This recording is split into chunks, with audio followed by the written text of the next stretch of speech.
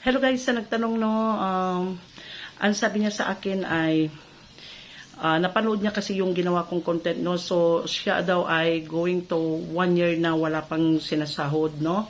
So ito guys, ang masasabi ko lang no, kailangan kasi active tayo na gumawa ng ating content. Tapos ang sasahurin kasi natin dito guys ay kung halimbawa na ikaw ay monetize na sa lahat no, magsasahod ka sa star. Kailangan kasi kung gusto mo mag-live, ay mag-live ka tapos habang nagla-live ka, binibigyan ka ng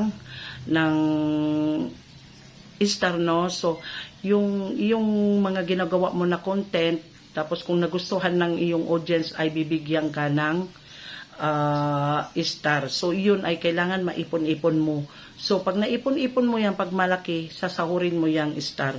At yung bonuses naman, kung meron ka ng bonuses, basta active ka lang na mag-post ng bonuses, no? So, ito ay magkakasahod ka, kikita ka.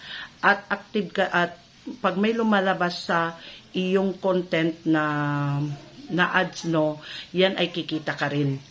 Yan, sasahurin mo rin yan. At saka yung ads on reels, halimbawa guys, lahat na kasi na pinupost natin no, may pupunta na yan sa bonuses, galing sa ads on reels, galing sa stream ads, yan, papasok na yan sa ating bonuses. Kasi dito guys ay sipag at tiyaga lang ang ating gagawin no. So ito kasi nagtanong sa akin ay yun ang dapat niyang malaman no, bakit siya daw ay going to 1 year na ay hindi pa daw siya sumasahod.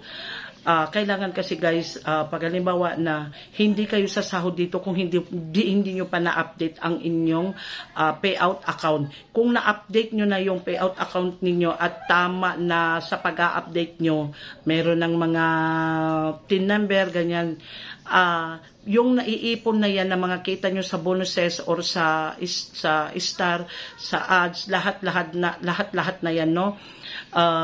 Yan ay maiipon. Kahit centavos lang no, maiipon yan guys.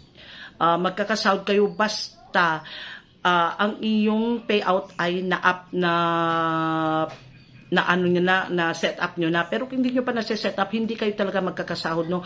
Kung halimbawa naman na kayo ay monetize na sa lahat, sasahurin nyo yan. Maiipon yan. Imposible hindi kayo sasahod. Basta sumunod lang kayo sa monetization policy ni Meta. Pag hindi kayo sumunod sa monetization policy ni Meta, ay hindi kayo magkakasahod. Basta sundin natin ang monetization policy ni Meta. Kasi karamihan kasi sa atin ang mga gumagawa ng mga content, yung ginagawa nila na content ay hindi original kasi hindi kayo sasahuran ni Meta pag hindi original ang inyong content. Pag kinukuha nyo lang sa ibang mga platform, no? Halimbawa, kinukuha nyo, wala kayong paalam, parang pagnanakaw kasi yan pag nagpo-post kayo dito tapos ipopost ninyo yung ibang content, ibang content no, hindi naman sa inyo, ganyan, parang pagnanakaw yan. Hindi kayo magsasahod basta inyo yung video na ipopost ninyo, sasahurin nyo yan basta original. Imposible na hindi kayo magsasahod yan. Pag hindi kayo pa nagkakasahod, pag umabot ng 1 year na, ibig sabihin ay hindi kayo sumusunod sa monetization policy ni Meta. Okay guys, maraming salamat. Sana may na pulot kayo na aral sa aking sinabi. Huwag niyong kalimutan at mag-like at mag-comment sa aking video. I love you all.